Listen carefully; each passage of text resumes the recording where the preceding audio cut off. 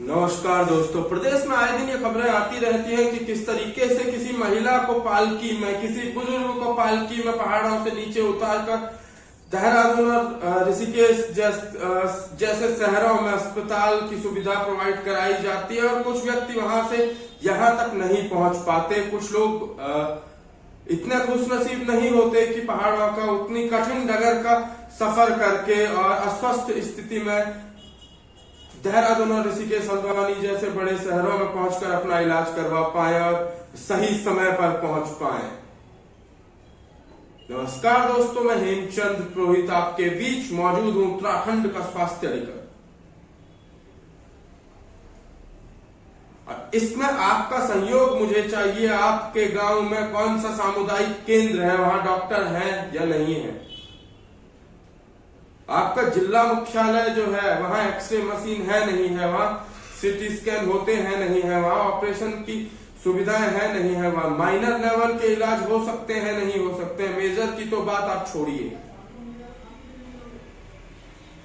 आपका सहयोग मुझे चाहिए क्योंकि आंकड़े मैं आपको बता दूंगा, आंकड़े अगली वीडियो में आपको बता दूंगा कि 2001 से 2010 तक 2020 तक के जो 2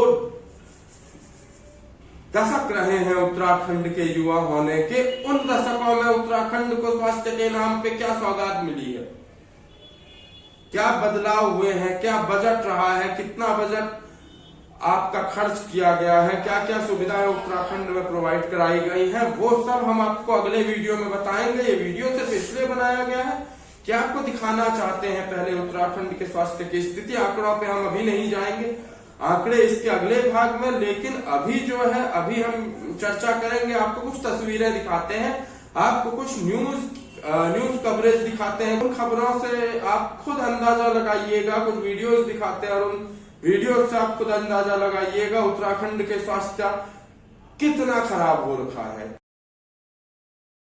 जिसके बाद सोमवार की रात को ग्रामीणों ने बीमार को सड़क मार्ग तक पहुंचाने के लिए लकड़ी की डंडी कंडी तैयार की।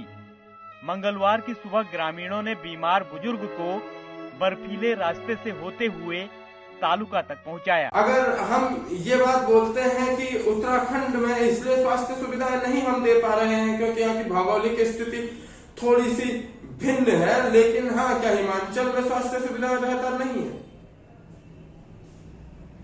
अगर है तो कैसे हैं? क्या झारखंड जो आपके साथ बना हुआ ही एक प्रदेश है, क्या उसकी स्वास्थ्य सुविधाएं बेहतर नहीं है? हाँ, थोड़ी सी बेहतर है, मैं नहीं बोलता बहुत ज्यादा बेहतर है, लेकिन उत्तराखंड एक पहाड़ी क्षेत्र है और उत्तराखंड में स्वास्थ्य सुविधाओं को जन जन तक पहुंचाना आपकी जिम्मेदारी थी। पिछले 22 वर्षों में हर सरकार की जिम्मेदारी थी कि उत्तराखंड के लोगों को मूलभूत 4 सुविधाओं से लैस कर सके, वो उन्हें स्वरोजगार के मौके दे सके, वो उनके लिए रोजगार उत्पन्न कर सके, वो बच्चों को यह आश्वासन दे सके कि उन्हें शिक्षा मिलेगी। उन्हें शिक्षा के लिए 6-7-10 किलोमीटर पैदल नहीं जाना पड़ेगा, और 10 किलोमीटर पैदल जाने के बाद भी वहां उचित शिक्षा मिले, इसका कोई प्रबंध सरकार करे तो हम मानेंगे कि उत्तराखंड में सरकारें उत्तराखंड के लिए कुछ कर रही हैं, उन आंदोलनकारियों की शहादत का कुछ सम्मान कर रही हैं। तो हकीकत यही है कि सरकारों को सोचना चाहिए। उत्तराखंड 22 साल युवा हो चुका है, एक युवा उत्तराखंड है। प्रधानमंत्री मोदी यहाँ चुनाव के वक्त आकर ये कहते हैं कि उत्तराखंड की जवानी और उत्तराखंड का पानी हम व्यर्थ नहीं जाने देंगे, लेकिन पहाड़ का पानी और पहाड़ की जवानी कभी पहाड़ के काम आती नहीं। मैंने इस बात को बदला है। अब पानी भी पहाड़ को काम आएगा, जवानी भी पहाड़ को काम आएगी। लेकिन क्या उत्तराखंड की जवानी और उत्तराखंड का पानी व्यर्थ नहीं जा रहा है? क्या उत्तराखंड के युवाओं के पास रोजगार का अभाव नहीं है क्या? मैं नहीं बोलता हर व्यक्ति को सरकारी नौकरी मिलनी चाहिए, हर व्यक्ति को सरकारी नौकरी देने में सरकारें सक्षम है, लेकिन हाँ, मैं जरूर कहता हूं आपको रोजगार के मौके उपलब्ध कराने चाहिए। आपको ऐसी एटमॉस्फेयर आपको क्रिएट करना चाहिए जिससे उन्हें रोजगार के मौके मिले। और आपको ऐसे ही मुद्दों पर हम लगातार अपडेट देते रहेंगे और आप भी हमें बताइएगा कि क्या खबरें आप हमसे सुनना चाहते हैं। आप हमें बताइएगा आपके स्वास्थ्य की हालत, आप बताइएगा आपके गांव की परिस्थिति, और हाँ, हम प्रश्न पूछेंगे डीजी हेल्थ से, हम पूछेंगे स्वास्थ्य मंत्री से, हम प्रश्न पूछेंगे मुख्यमंत्री से, और हाँ आप तक भी आएंगे, हम जनता से भी ये प्रश्न पूछेंगे कि क्या 22 सालों में उत्तराखंड बदला, और अगर हाँ बदला है तो कहां, हमें तो नहीं दिखता उत्तराखंड में बदलाव। हाँ मैं ये नहीं कहता हूं कि उत्तराखंड में डेवलपमेंट नहीं हुआ है, मैं ये नहीं बोलता हूं कि फ्लाईओवरों का जाल और सड़कों का जाल उत्तराखंड में नहीं बिछाया गया है, रेलवे उत्तराखंड में नहीं पहुंच रही है, लेकिन हकीकत यह है कि उत्तराखंड में आपने सड़कों का जाल दे दिया, लेकिन उस सड़क पे चलने के लिए जो आर्थिक रूप से स्थिरता उत्तराखंड के युवा, उत्तराखंड के व्यक्ति को चाहिए, वो आप देने में असमर्थ रहे।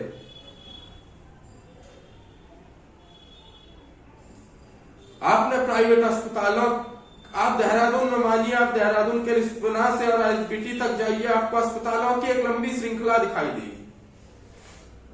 कम से कम 10 अच्छे अस्पताल आपको दिखाई देंगे, छोटे बड़े मिलाकर। आपको इंद्रेश यहां मिलेगा, आपको ऋषिकेश में एम्स मिलेगा, आपको यहाँ सिनर्जी मिलेगा, आपके पास देहरादून में अथाह अस्पताल है, लेकिन क्या आप प्राइवेट और सरकारी दोनों तरीकों से, क्या पीपीई मोड में किसी तरीके से आप उत्तराखंड में स्वास्थ्य पहुंचाने में असमर्थ है? क्या उत्तराखंड की जनता के लिए सोचना क्या आपने छोड़ दिया है? क्या 22 सालों में उत्तराखंड का स्वास्थ्य कितना सही आप कर पाए? आंकड़े भी आपको बताएंगे, तस्वीरें भी आपको दिखाएंगे। तब तक के लिए नमस्कार। आपके